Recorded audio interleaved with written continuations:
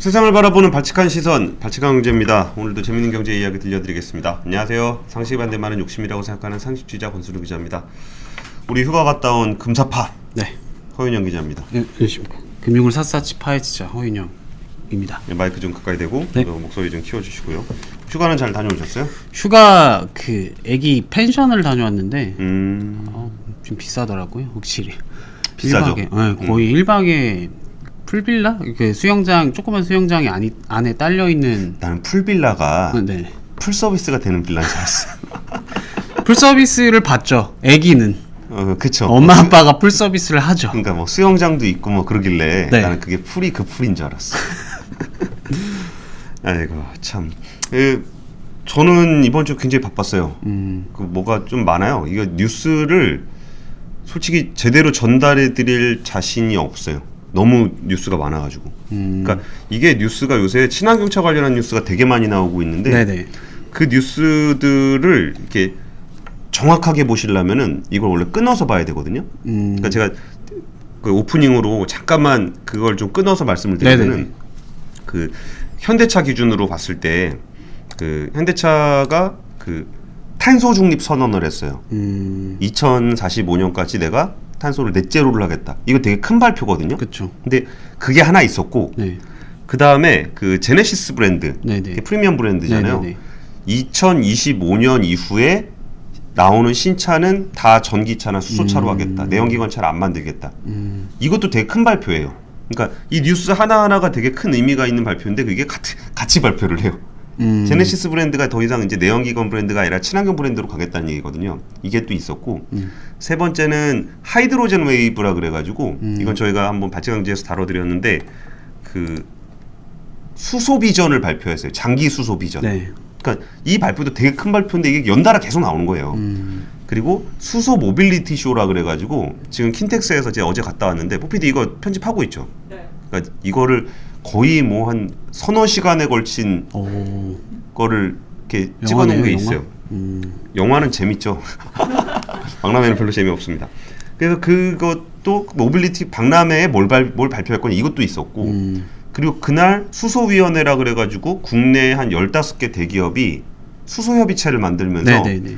이 15개 기업이 다 자기네 회사의 친환경 전환 비전을 발표를 했어요. 거기다가 어제 현대중공업이 일반 공모 청약을 마감을 했는데 그러니까 일반 공모 청모 마감이라는 게 뭔 의미가 있냐면은 이게 주가를 띄워야 되잖아요. 그러니까 청약에 흥행을 해야 되잖아요. 네. 그러니까 현대중공업이 가지고 있는 앞으로의 친환경 선박 관련한 비전을 또 발표를 해요. 친환경 선박. 네, 그러니까 이번 주에만 그 수많은 발표가 다 나오는 와중에 독일에서는 예전에 프랑크푸르트 모터쇼라고 불렸던 IAA 2021이 열렸어요. 그래서 전 세계에 있는 자동차 회사가 다 자기네 친환경차 전략을 발표하는 거예요.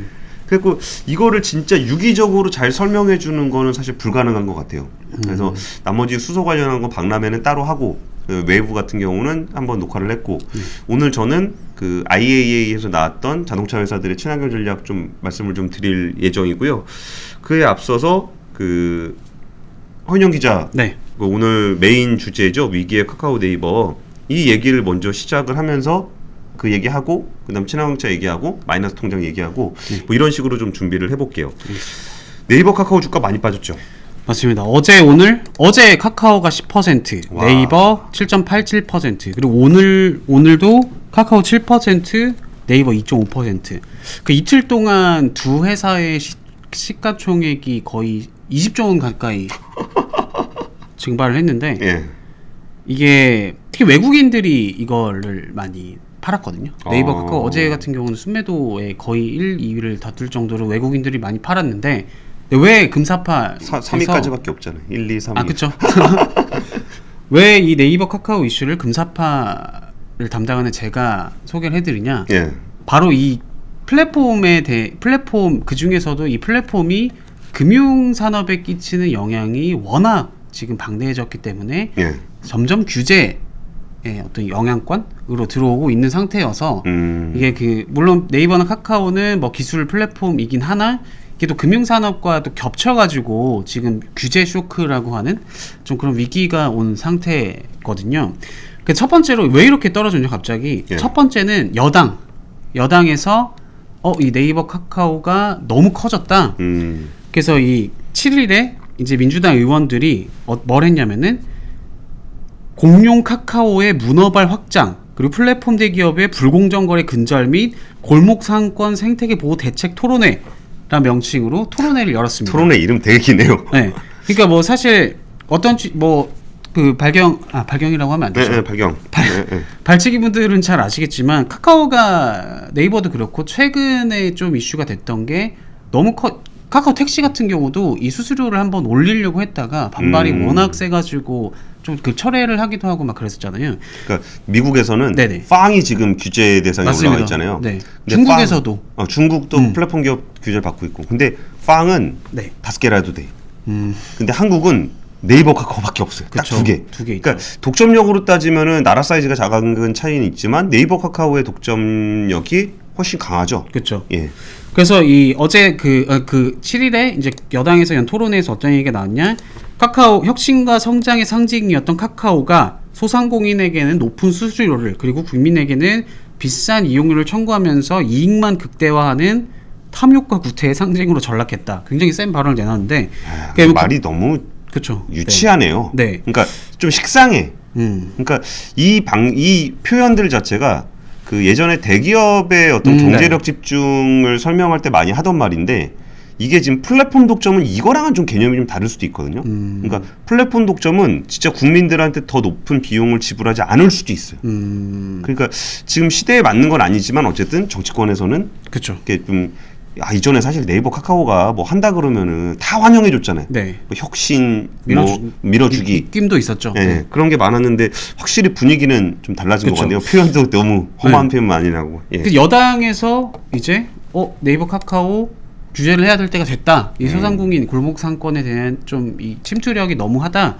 그래가지고 이게 첫 번째 이제 악재가 돼서 좀 주가가 떨어졌고, 오늘 제가 좀 구체적으로 말씀드리려고 나온 거는 두 번째 이유인데, 실제 이 네이버 카카오의 사업에 영향을 끼칠 수 있는 이슈가 바로 금융소비자보호법이라는 게 있습니다. 그래서 제가 금사파에서 다루기로 한 건데, 예.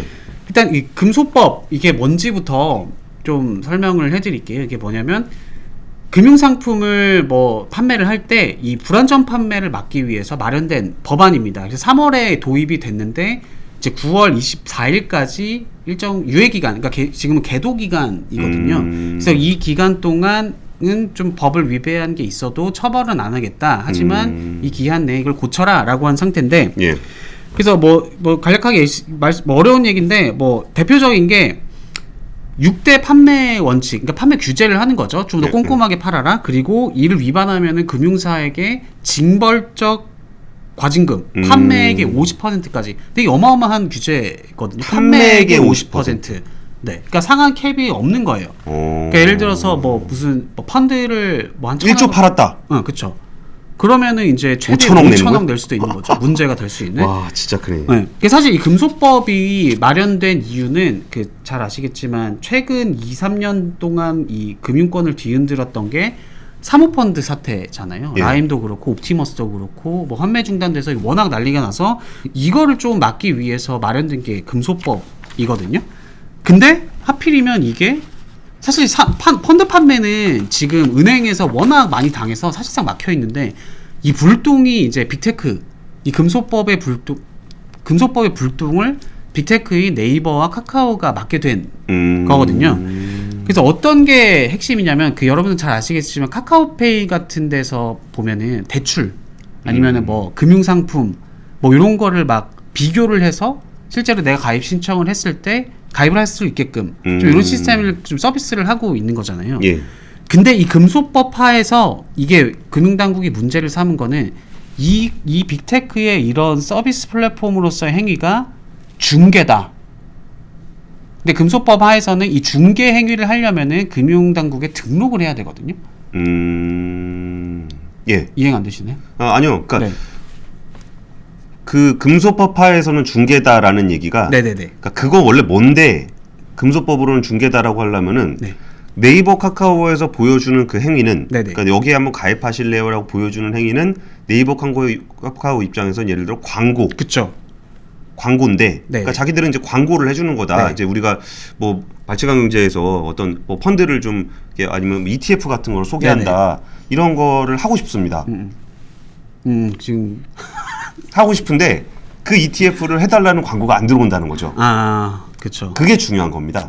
예, 그래서 그 ETF 같은 거를 여기다 예를 들어서 뭐 뒤에 전광판을 한다거나 아니면 우리가 ETF를 소개한다거나 이거는 이제 광고 행위고 그렇죠. 그 플랫폼 입장에서는 우리는 금융 상품을 볼 수 있게 많은 사람들이 그 이용하는 플랫폼에다가 전광판을 띄워서 광고를 하는 겁니다. 네. 라고 주장을 하고 거죠. 있는 건데 네. 금융당국에서는 그거는 중개다. 맞습니다.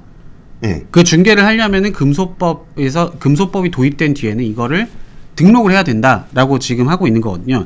그래서 이 금융당국이 제시한 기준, 이 중개가 뭐냐 그러면 이게 사실 권순희 기자가 말한 광고였으면은 그냥 그 각 금융업 협회에서 광고 심의를 받아서 그냥 지금처럼 이 서비스를 제공을 하면 되는데 중개가 되는 게 문제잖아요. 그렇다면 중개를 두고 금융당국과 이 빅테크의 시각 차이가 있는 상황이거든요. 근데 금융당국이 제시한 기준이 중개는 뭐냐면은 상품 추천 그리고 설명과 함께 이 금융상품 판매업자 예를 들어서 뭐 어떤 보험을 이 빅테크 카카오가 소개를 했는데 근데 그냥 소개만 한 게 아니라 예. 이 카카오페이에서 뭔가 그 클릭을 했을 때 이 계약을 체결할 수 있도록 돕는 행위 이거는 이제 중개라고 판단을 한 거죠. 이렇게 되면 금소법 위반입니다라고 하는 거고 반면에 광고의 기준은 그럼 어떻게 했냐?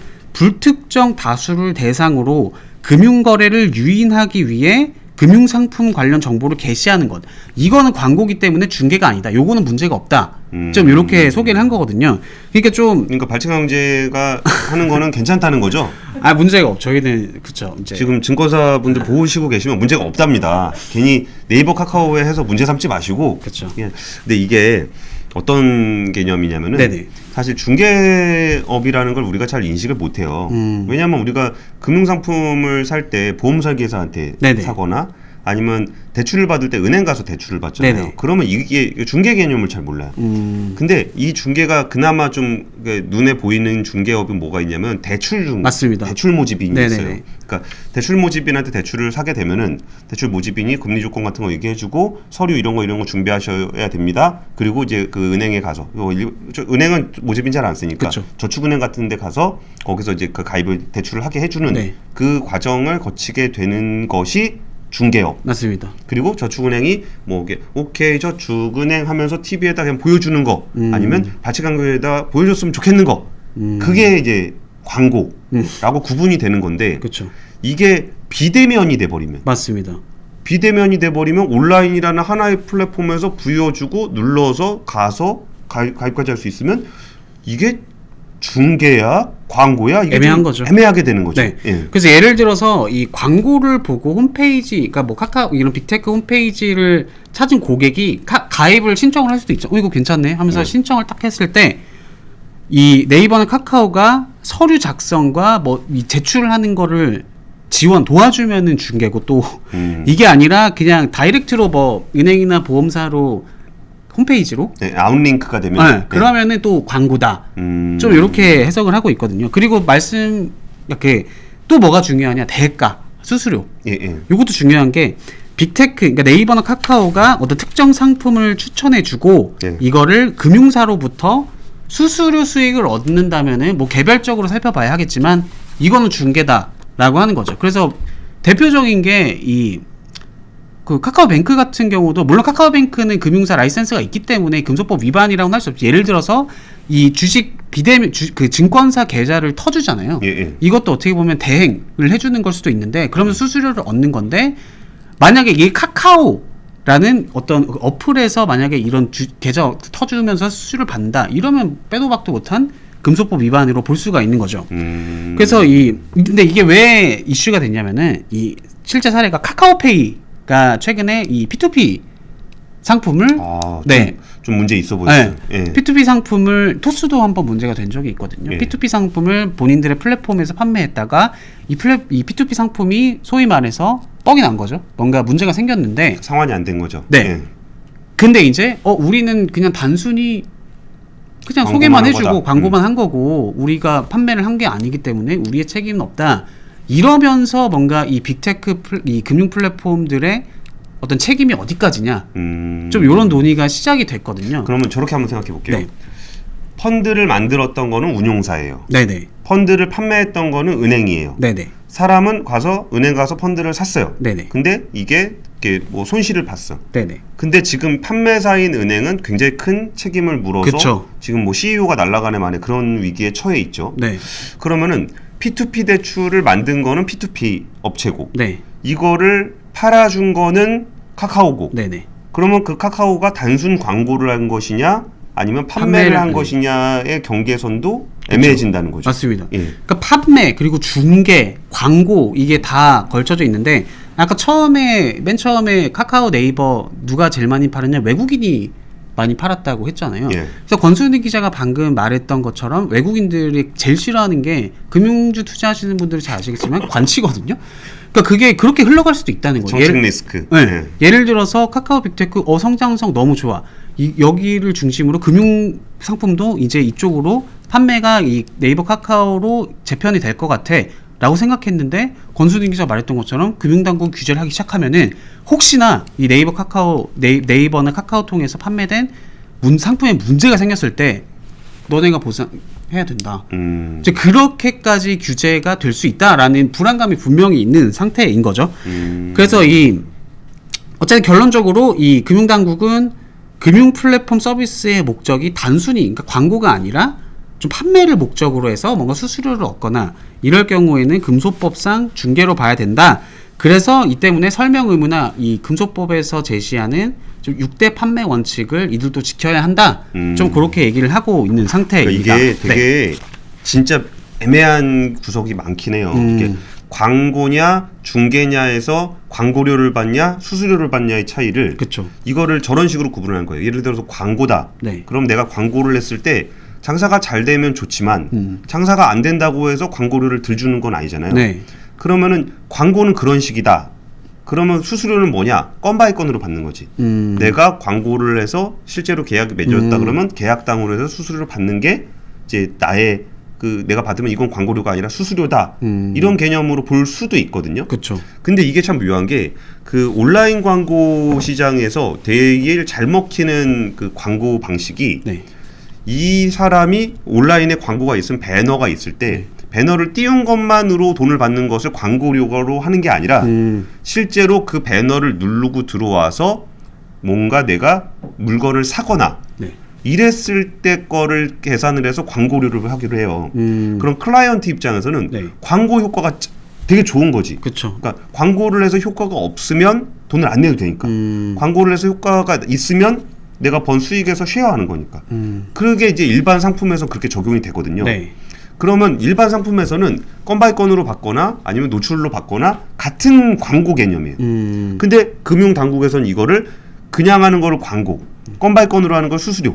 이런 식으로 구분을 해서 수수료라 하면 중개업자다라고 얘기하니까 이 플랫폼 입장에서는 아니 우리는 원래 광고 그렇게 파는데요? 라고 충분히 항변할 수 있는 여지가 있어 보이긴 해요. 그러니까 애매하다는 거죠. 맞아요. 네. 그래서 그 권순희 기자 방금 말한 게 일종의 맞춤형 광고로 볼 수 예. 있잖아요. 그래서 금융위가 어떻게 설명했냐면 만약에 그러니까 이건 참고로 하시라고 이제 설명을 해준 것 중에 뭐가 있었냐면 금융상품 판매업자가 특정인 맞춤형으로 광고를 제공한다. 이것도 중개라는 거예요. 그러니까 좀 굉장히 지금 애매한 상태다 보니까 특히 아까 제가 24일까지 계도 기간이라고 했잖아요. 예. 당장 24일이면 추석 연휴 끝나면 추석 연휴까지 끼면은 이제 거의 이번 주밖에 없는 상태인데. 근데 그 6개월 전에 시행된 거랍니다. 시행이 됐죠. 그래서 금융위가 하고 있는 얘기도 그거예요. 우리가 지속적으로 꾸준히 이 가이드라인이나 그 간담회를 통하면서 중개와 광고를 충분히 인식을 해야 된다라고 이제 설명을 해왔다. 근데 이게 못을 박은 게 이번 주였던 거죠. 무슨 박은 게 아니고 이제 2주 남았습니다. 그 얘기한 거 아니에요? 어떤 게요? 아니 그러니까 이게 추석 이후라 그러면 네네. 6개월 전부터 계속 얘기를 하는 거죠. 아, 그쵸. 계도 기간 바꿔야 돼 얘기하다가 네네. 그때는 이제 그 사람들을 대상으로 얘기하는 거고 이번에 얘기한 거는 그거 2주 남았습니다라고 해서 대중을 상대로 얘기를 한 거잖아요. 그렇죠. 그러니까 이 이슈는 사실은 플랫폼은 알고 있었어야 된다는 거지. 그렇죠. 그리고 맞습니다. 거기에 대해서 충분히 대응을 했어야 되는 거고 정부가 발표한 거는 플랫폼 업체들을 바꾸라 그러는 게 아니라 정책이 시행된다라고 국민들한테 알려준 거니까 이게 2주를 남겨놓고 갑자기 바꿔라라고 했다라고 비판하기는 조금 어렵지 않을까? 맞습니다. 네. 근데 물론 권순희 기자의 말도 일리가 있는데 근데 이제 빅테크 입장에서는 좀 약간 헷갈릴 수는 있는 것 같아요. 그렇죠. 네, 헷갈릴 수가 있는 게 왜냐면은 이 그동안 카카오페이가 이 플랫폼을 그러니까 카카오페이나 네이버가 금융상품을 어쨌든 지금 중개를 그러니까 뭐 금융위가 문제를 삼긴 했지만 그런 서비스는 이미 해오고 있었잖아요. 이게 어떤 식으로 해왔냐면은 이 금융당국의 혁신금융을 우리가 이걸 하겠다. 뭐 대출 중개 플랫폼이나 이런 거 혁신금융으로 지정을 하면은 이게 일종의 좀 예외로 인정을 해줘서 그러니까 이게 예외라는 게 불법을 예외로 인정해 주는 게 아니라 기존에 없던 서비스다 보니까 지금 법 규제가 없는 상태잖아요. 그러니까 요거는 그냥 우리가 예외로 법 규제도 없고 하니까 근데 인정을 해줘서 이 소비자 편익을 위해서니까 이렇게 해주겠다 식으로 해오고 있었거든요. 예, 말 끊어서 말 끊는다고 지금 흐름 끊긴다고 뭐라 그러시는 분 있는데 저는 그래도 이 말 슈퍼 뭐야? 이상 이렇게 같이 해야 되나? 흐름이 끊길 때 끊길더라도 제가 인사를 해야 되는 게 아니고 그 허 기자를 금방의 사랑에 빠지신 허 기자님께 반갑습니다라고 얘기를 해서 아이고 감사합니다. 만약 유튜브 채널을 한 개만 본다면 주저없이 발췌경제를 선택할 것입니다. 감사합니다. 이게 흐름 끄는 거는 죄송한데 그래도 감사드릴 거는 감사를 드려야 되기 때문에 이제 흐름을 허 기자가 이어가시죠. 금방 사랑에 빠지신 이 금사빠 다시 설명드리면 금사빠가 아니라요 금사파 금융을 샅샅이 파헤칩니다. 예. 그럼 어쨌든 뭐 근데 네, 감사합니다. 예, 그래서 헷갈린 혁신금융까지 얘기했어요. 이 혁신금융 이 금융위에서도 굉장히 적극적으로 밀어주고 있거든요. 그래서 왜냐하면 금융을 감독하는 체계가 금융감독원이 있고 그 위에 금융위원회가 있잖아요. 금융감독원이 채찍을 들고 이렇게 금융사를 좀 혼내는 역할을 한다면 금융위원회는 뭐 혁신 이런 좀 약간 새로운 기술이나 이런 게 나오면은 금융사한테 적극적으로 해봐라라고 하는 그런 포지션이었었거든요. 그래서 근데 이게 금소법이 금융소비자보호법이 시행이 되면서 아까도 권순희 기자랑 얘기를 했는데 새로운 법이 들어오다 보니까 이 법을 지켜야 되는 상황인 거잖아요. 그렇죠. 그러니까 혁신금융을 예외로 해주다가 이 금소법이라는 게 들어와 버리니까 금융위원회도 어쩔 수 없이 이 법을 지켜라라고 할 수밖에 없는 거죠. 왜냐면은 금소법이 도입됐는데도 이 카카오페이가 하는 서비스를 예를 들어서 혁신금융을 해서 좀 예외적으로 인정을 해준다면은 어떻게 기존 금융사 입장에서도 짜증이 날 수가 있는 거죠. 우리는 금소법 다 지키면서 아니라 법을 어기게 그렇죠. 되는 어기게 되는 거죠. 예. 우리는 사모펀드 터지면은 막 맨날 갚아주고 하는데 심지어 이 금소법의 논리라면은 우리도 단순히 그냥 판매만 뭐 광고를 해서 사람만 끌어모은 거다라고 주장을 할 수 있는 여지가 있는 거잖아요. 근데 어쨌든 그동안은 밀어주고 했었는데 이 금소법을 도입하면서 이제 하지 마라 이렇게 돼버린 거죠. 그래서 또 이게 좀 시사하는 바까지는 아니고 좀 개인적으로 느꼈던 게 토스뱅크가 이제 다음 달 이제 출범을 하잖아요. 근데 토스가 이 토스뱅크의 그 금융당국으로부터 토스뱅크 인가를 받을 때 이 금융당국이 어떤 거를 제일 중점적으로 살펴봤냐면은 이 인터넷뱅크의 취지인 중저신용자 대상 중금리 대출을 토스뱅크가 실제로 많이 늘릴 수 있을지를 집중적으로 살펴봤거든요. 이게 인가의 핵심 조건이었는데, 근데 당시에 이 과정에서 금융위는 토스가 경쟁력이 있다를 어떻게 판단을 했냐면은 토스는 저축은행 대출 플랫폼 서비스를 제공해오면서 노하우를 쌓아왔다. 이게 경쟁력이기 때문에 충분히 그 영업을 시작했을 때 중금리 대출 시장을 토스뱅크가 좀 잘 점유를 뭐 충분히 능력이 있다라고 판단을 한 거거든요. 근데 금소법 체계 하에서는 이 토스의 대출 플랫폼 중개도 어떻게 보면은 문제가 있다. 그러니까 갑자기 금융위원회가 앞뒤가 안 맞는 좀 그런 판단을 한 게 아니야. 그러니까 이게 뭐 은행업 라이센스에 중개업이 포함이 안 돼요? 중개업이요? 네. 그것까지는 제가 잘 모르겠는데. 그러니까 은행이 중개를 할 수 있는지. 근데 뭐 이 중개업을 신청을 하려면 할 수 있죠. 왜냐하면은 은행 같은 경우는 그 은행업 인가를 받게 되면 그 왜 부스 업무로 여러 가지 인가를 그러니까 신청을 할 수가 있잖아요. 그러니까 아마 은행 정도의 인가를 받았으면은 중개업 정도는 당연히 그냥 신청만 하면 아무 무리 없이 통과가 될 수 있기 때문에 그렇게 큰 뭐 이슈는 아닐 거라고 생각을 합니다. 그러니까 자세하게 한번 알아볼게요. 뭐 그렇게 중개업 이슈가 네네. 그렇게 중요한 이슈는 거예요. 그쵸? 이게 네. 중개업을 그냥 등록하면 되는 거잖아요. 이게 인허가도 아니고 맞습니다. 그러니까 등록을 하면 되는 거니까 네이버나 카카오가 그 등록을 하면 되는 겁니다. 그렇죠. 근데 싫은 거죠. 뭐 실제 아니 등록을 하게 되면은 금융 중개업자로서의 그쵸. 규제를 받아야 되니까 맞습니다. 금융 당국의 규제 체제 안으로 들어가는 거예요. 그쵸. 그러면 플랫폼 업체들은 그런 걸 싫어하는 거죠. 이게 그냥 나는 광고만 한 건데 그쵸. 내가 왜 중개업자로서의 책임을 지고 혹시나 문제가 생기면은 매출의 50%에 달하는 과징금을 맞을 수 있는 그 체계 안으로 내가 왜 들어가야 되느냐 이런 거에 대해서 반발은 분명히 있어 보이는데 만약에 실제로 비즈니스를 하려고 보면은 중개업 등록을 받으라 그랬으니까 받으면 되는 거죠. 그렇죠. 받으면 되죠. 예, 근데 물론 그 시차가 좀 있을 수는 있겠지만 이런 경우에는 정부에서도 금융당국에서도 굳이 그거를 미적거리면서 안 해줄 필요는 또 없어 보이긴 해요. 그렇죠. 예. 근데 사실 이 뭐 권순희 기자 말한 것처럼 지금 이슈는 중개 등록하면 해결될 이게 문제가 규제의 이 사다리 그러니까 규제의 이 그늘 안으로 들어오게 되는 좀 약간 이제 빅테크 네이버 카카오도 은행도 규제 엄청 심하게 받잖아요. 예, 예. 좀 워낙 이 빅테크가 금융 산업에 들어오게 되는 영향력이 커지다 보니까 네이버 카카오 그동안 은행이랑 다르게 정말 기술적이고 혁신적인 걸로 성장을 해와서 투자자분들도 여기 배팅을 했을 텐데 근데 지금 분위기가 은행처럼 규제를 받는 거 아니야? 그런 게 뭐 중개업자가 뭐 은행처럼 규제를 받겠어요? 근데 이제 그게 제가 하나 더 말씀드릴게요. 아이고 마이콜 리미트 5,000원 오늘 아유 감사합니다. 맞습니다. 오늘도 흑우님께서 규제 속으로 은행과 유사하게 목덜미 잡힘 좀 이렇게 우려하시는 분들 분명히 많을 거라 생각해요. 뭐 중개업 등록하면 된다 해서 그치면은 뭐 모두가 해피할 텐데 저도 이 생각에 좀 공감을 하는 것 같아. 그리고 비슷한 맥락으로 요즘 메타버스 굉장히 핫하잖아요. 예. 근데 메타버스 가면 뭐 현대차 광고 이런 거 열심히 하죠 요즘에. 예. 은행 광고를 안 합니다. 못 해요. 왜냐하면 금소법 때문에.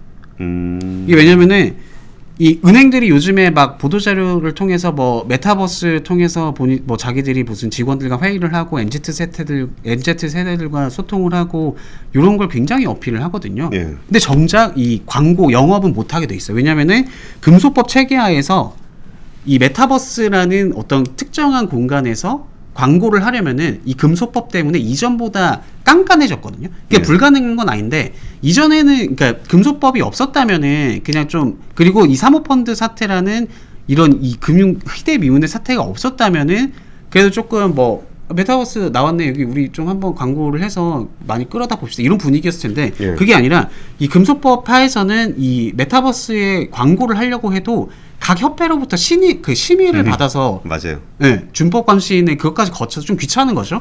그래서 이게 리스크가 있잖아요. 광고 나오면 보험 광고 나오면은 그러니까 아니, 메타버스에 이거 얘기한다고 누가 그걸 알아듣나 싶은데도 그런 규제를 받고 그러니까. 있죠. 그렇죠. 메타버스에서 이 캐릭터들 막 춤추고 하는데 근데 우리 보험 한번 들어보겠어요 하는데 갑자기 이만큼 이 상품 설명서가 나오면 누가 이게 실효성이 있냐 하겠냐 이거죠. 그래서 증권사 같은 경우는 워낙 리스크가 큰 펀드나 이런 걸 팔기 때문에 이 금융투자협회라는 증권사들의 협회를 통해서 이 광고를 심의하는 체계가 굉장히 잘 잡혀 있거든요. 예. 근데 은행 같은 경우는 이 은행 연합회가 저도 최근에 알았는데 금소법 시행 이후에 이 은행이 본인들의 금융상품을 광고를 하려면 협회로부터 심의를 받아야 돼요. 근데 은행 연합회는 이 광고를 심의하는 인력이 사실상 거의 없었다고 해서 부랴부랴 인력을 뽑고 있다고 하는데 은행이 상품 광고하는 일이 별로 없죠. 예. 그게 뭐 적금, 뭐 대출 뭐 이런 걸 텐데 근데 어쨌든 지금은 이게 시작 같아요 제 생각에는.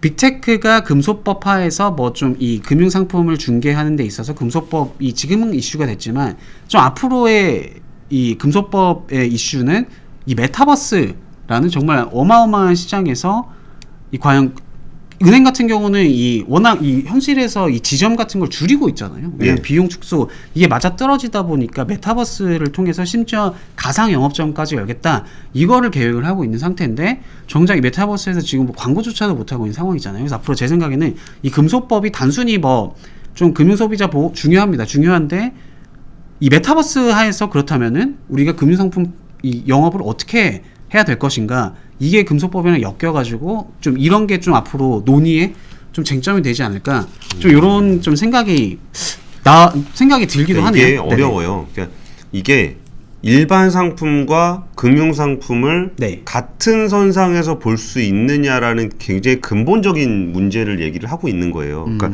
예를 들어서 맞춤형이다 그러면은 아까 대출 중개업자는 네네. 이 사람을 만나서 뭐 좀 대출 좀 받고 싶습니다. 그러면은 최소한 이 사람이 대출이 되는지 안 되는지는 맞춰서 상품 제시를 해줘야 되는 거잖아요. 그러니까 개인의 문제예요. 내가 이 사람에게 물어봐서 그럼 내가 그럼 이런 대출 받을 수 있을 것 같은데요. 이런 서류 가져가서 저축은행 가서 대출 받으세요. 이게 중개업자거든요. 네네. 그럼 이거를 모바일 플랫폼으로 옮겨가게 되면은 그 모바일 플랫폼에서는 그 사람의 어떤 개인정보 같은 것들을 이제 받겠죠. 네. 그리고서 그 사람한테 적합한 금융상품에 대해서 맞춤형 추천을 해줘요.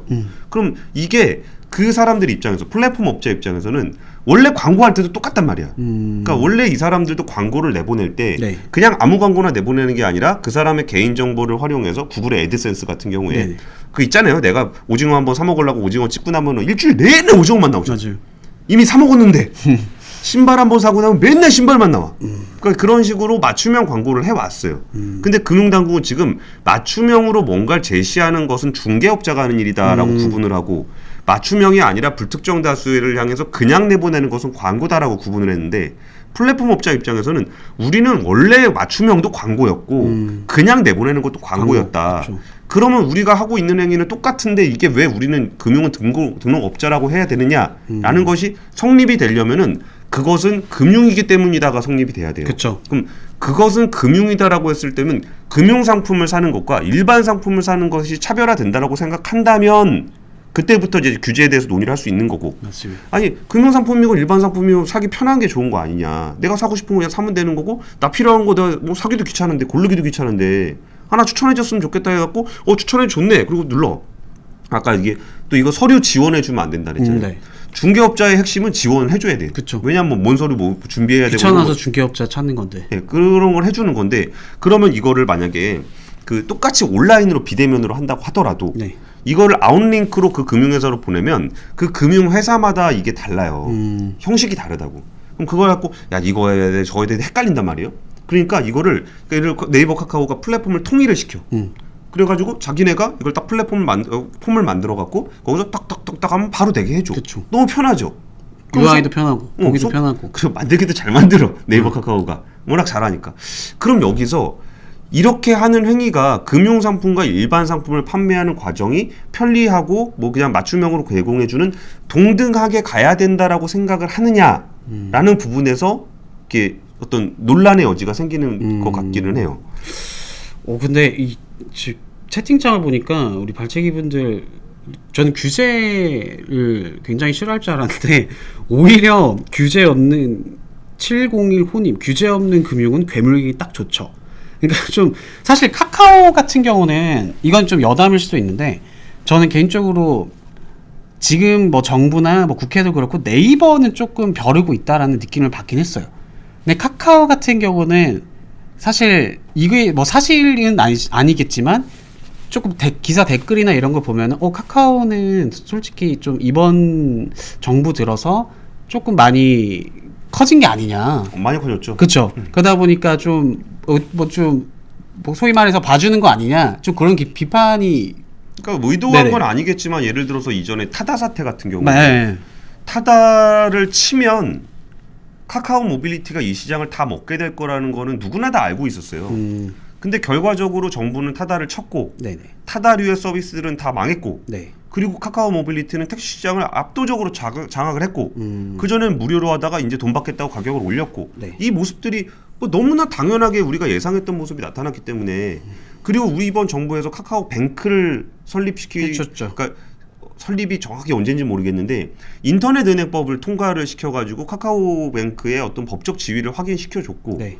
뭐 그런 것들이 한두 개는 아니에요. 뭐 카카오페이의 어떤 증권. 행위들도 증권 인수하는 것도 해주고 네네. 보험 인수하는 것도 해주고 많이 해주긴 해줬어요. 맞습니다. 예, 그러니까 이게 카카오를 밀어주기 위해서 해줬다라기보다는 혁신 기업을 육성하기 위해서 해줬겠죠. 그쵸. 근데 어쨌든 카카오가 많은 수혜를 입은 거는 사실이고 맞습니다. 토스도 그 작은 스타트업이 은행을 거느린 금융 그룹사가 되는 과정은 이번 정부에서 충분히 많이 배려를 해준 거는 맞죠. 예, 이게 그러니까 특혜다라는 얘기가 아니라 혁신 기업을 지원하기 위한 그 과정이 그 기업들에게는 특혜로 돌아간 것은 뭐 사실이라고 봐야 될 것 같아요. 네이버 같은 경우는 조금 이건 뭐 여담인데 사실 이번 정부 들어서 이 인터넷 뱅크를 정부가 이제 발표를 하고 막 모집을 했었잖아요. 네. 근데 네이버 제가 듣기로는 애초에 염두에 뒀던 핵심 기업 중 하나가 네이버였다고 했는데 네이버가 좀 약간 간보는 듯한 느낌을 주면서 좀 이번 얘기를 그 금융당국 분들과 얘기를 해보면 그렇게 좋게 보진 않더라고요. 그리고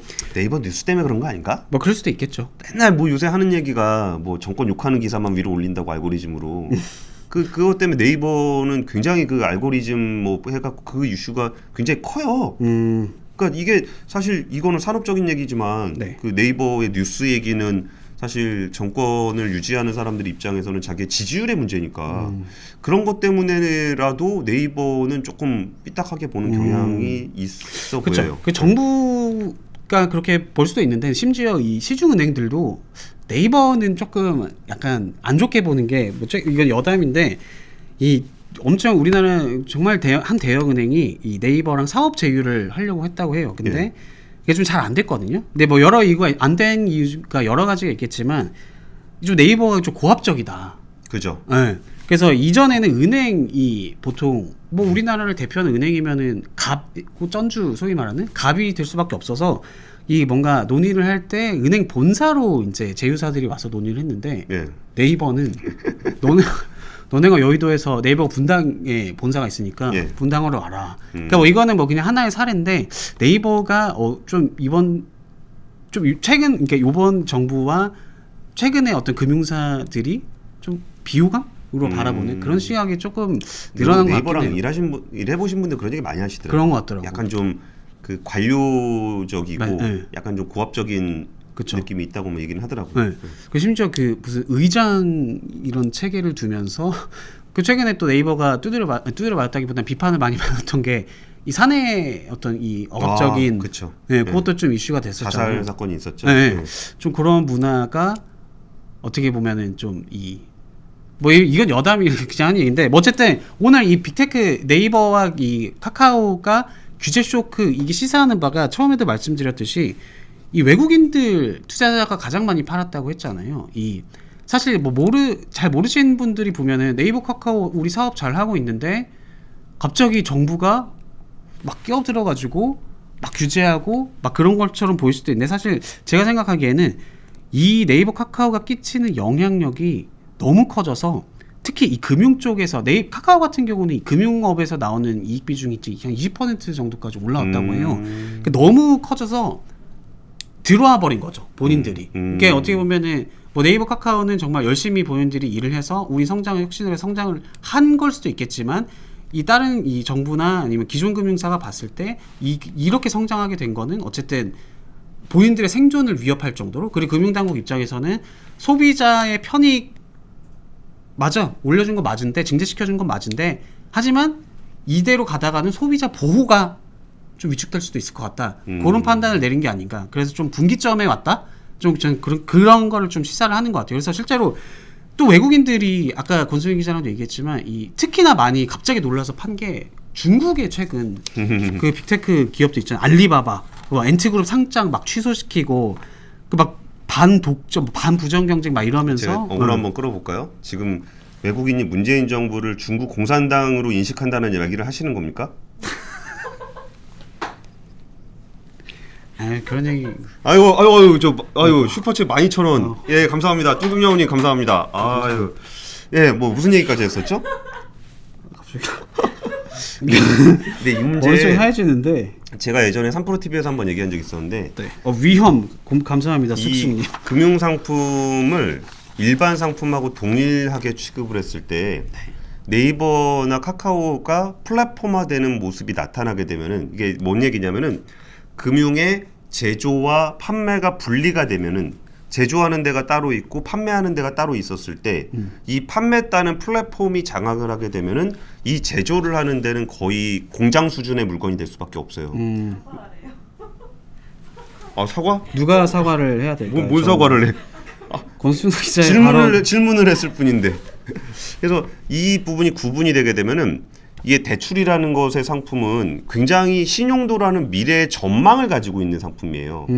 근데 이거를 판매하는 시점에는 금리라는 단일한 조건으로 판매가 돼요. 그렇죠. 그러니까 이거는 만약에 플랫폼에서 나래비를 세워버리면은 똑같은 조건으로 나래비를 세우면 정말 그 한 군데가 다 먹게 돼요. 출혈 경쟁이 중명이 나타나게 될 수 있고 그런 게 있고, 그럼 펀드 같은 경우도 그럼 어떤 펀드를 고를 것인가를, 내가 예를 들어서 은행이다. 그럼 내가 판매 책임이 나한테 있어. 그러면 은행에서 안에 리서치 조직을 만들고 그러니까 여러 가지 펀드 상품들을 조사를 해서 야 이게 우리 고객들한테 수익을 안겨줄 수 있을 것 같아 라고 해서 이걸 내놓는 방법이 있고, 아니면 수수료를 제일 많이 준다 그러는 애를 위로 올리는 방법이 있어요.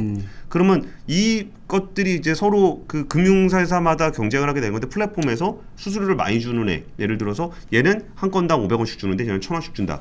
그럼 1000원짜리 애를 맞춤형에 위로 올린다거나 이런 문제가 생겼을 때에 그 플랫폼에 책임을 물을 수 있느냐라고 하면 광고하는 업자한테 책임을 물을 수가 없어요. 그렇죠. 그러니까 금융당국은 이거를 안으로 끌어들이려고 하는 건데 저는 이 부분에 대해서 아직까지 잘 모르겠어요. 그러니까 이거를 금융이라는 상품을 일반 상품과 동일하게 생각해도 되느냐. 그러면 일반 상품하고 동일하게 생각해도 된다고 한다면은 이 소비자들이 편하게 대출을 받거나 금융상품에 가입할 수 있게끔 최대한의 편의를 제공하는 게 맞아요. 그럼 이 사람한테 아니, 예를 들어서 지금 여기 계신 분들도 주식 투자를 한다. 그럼 진짜 주식 투자 쉽게 하는 게 뭡니까? 제시해 주는 거 그냥 사면 되잖아요. 근데 그게 안 되니까 뭐 유튜브도 보고 책도 보고 신문도 보고 이러면서 공부를 해야 되잖아요. 네. 그러면 이게 일반 상품 사듯이 똑같이 그렇게 해도 괜찮을 것인가. 그리고 판매사는 판매사, 그 플랫폼이라는 애는 나는 그냥 중개만 한 거고 산 건 네가 판단해서 사야지 라고 해서 그냥 빠져나가는 것이 정당한가에 더해서 마지막으로 하나 더 한다면, 중개업자가 됐든 판매업자가 됐든 예전에는 나라는 사람 한 명의 직원이 어떤 한 사람에게 추천을 하고 어떤 한 사람에게 중개를 해줌으로써 나로 인해서 생겨나는 피해는 이 사람 한 명이에요. 근데 플랫폼 같은 경우는 내가 어떤 알고리즘을 짜서 이 사람한테 상품을 소개하고 중개를 해줄 때 이것에 영향을 미치는 사람이 수천 명, 수만 명이 된단 말이에요. 그럼 이 사람을 그냥 단순하게 그냥 얘는 광고만 한 사람이고 소개만 한 사람이니까 아무런 책임을 묻지 않아도 될 것인가 라고 본다면, 금융의 입장, 그러니까 금융 상품이 다르다고 생각하면은 그걸 그대로 두고 보기는 좀 어려운 그쵸. 것 같아요. 그러다 보니까 아휴, 대출 한번 받으려면 서류 쓰고 뭐 사인하고 읽지도 않는 거. 그 구질구질하게 그거 왜 다 하는지. 그럼 이제 플랫폼에다 금융에 대한 모든 걸 허용한다고 한다면은 왜 은행이나 펀드 들 때는 그 설명 다 듣고 사인하고 뭐 도장 찍고 계약하고 그거 뭐하러 합니까? 클릭 몇 번 하면 되는 건데. 그러니까 이게 단순하게 지금 네이버 카카오 주가 빠지는 거의 문제가 아니고, 온라인에서 플랫폼에서 금융을 다루는 것을 우리가 어떻게 봐야 되는가를 굉장히 고민을 많이 해봐야 돼요. 그런 게 좀 있는 것 같아요. 그 또 어떤 얘기가 좀 있었죠? 아 이거 김창권 미래에셋증권 애널리스트가 했던 얘기군요. 빅테크 기업의 규제 네네네, 당국 얘기가. 아 저는 지금 공산당 얘기 머릿속이 하얘져가지고 네이버 카카오 뭐 어쨌든 결론은 이게 뭐 기점에 왔다. 이 소비자 보호냐, 그리고 소비자 편이냐 증대냐, 편익 증대냐. 기존에는 편익 증대였지만 이제부터 소비자 보호, 빅테크 플랫폼도 보호 쪽에 좀 힘써야 된다. 좀 이 기점에 있다. 좀 그렇게 정리를 해보겠습니다. 예, 그리고 이거를 어떻게 규제하고 해야 되는지는 금융 당국에서도 이거 그렇게 잘 모를 거예요. 그리고 이거 금융소비자보호법이 이번에 처음 만들어진 게 아니고 2008년 금융위기 때 오큐파이드 월스트리트 해가지고 이제 네네. 금융에 대한 금융 소비자 보호 얘기가 나왔을 때 그때부터 나왔던 법이에요. 그때부터 나왔던 법인데 이 금융 소비자 보호를 하는 것이 이제 굉장히 좀 금융회사에게 부담이 된다 그래가지고 법이 통과가 되지 않고 이게 정권이 바뀌면서 지금까지 온 거예요. 그러다가 이게 통과가 됐는데 그러면은 얘네가 플랫폼을 때려잡으려고 이 금소법을 했다 이렇게 생각하실 필요는 없어요. 근데 지금 플랫폼은 굉장히 그 금소법을 떠나서 우리가 고민을 해야 되는 수준이 됐어요. 그래서 이 영역을 뭐 지금 문제 자체는 단순하다고 아까 말씀드렸잖아요. 등록하면 된다고.